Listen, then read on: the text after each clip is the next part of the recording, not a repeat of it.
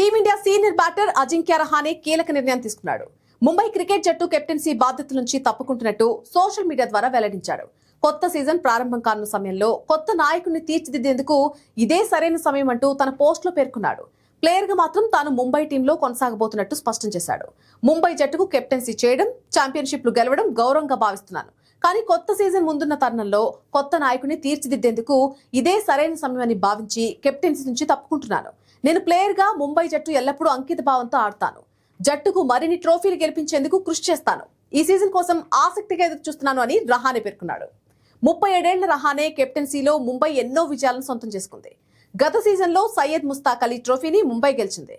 ఆ టోర్నమెంట్లో రహానే అత్యధిక పరుగులు సాధించడం విశేషం.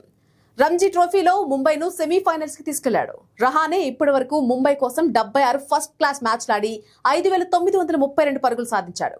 52 యావరేజ్ తో 19 సెంచరీలు చేయడం విశేషం. అయితే రహానే తర్వాత ముంబై కొత్త కెప్టెన్ ఎవరు అనే ప్రశ్న ఎదురవుతోంది. ముంబై జట్లో కెప్టెన్సీ చేయగల సత్తా ఉన్న ఆటగాళ్లు చాలా మంది ఉన్నారు.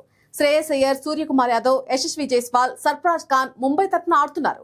జైస్వాల్ టెస్టుల్లో బిజీగా ఉండడంతో శ్రేయస్ అయ్యర్ లేదా సూర్యకుమార్ యాదవ్ ను కెప్టెన్ గా నియమించే అవకాశాలున్నాయి.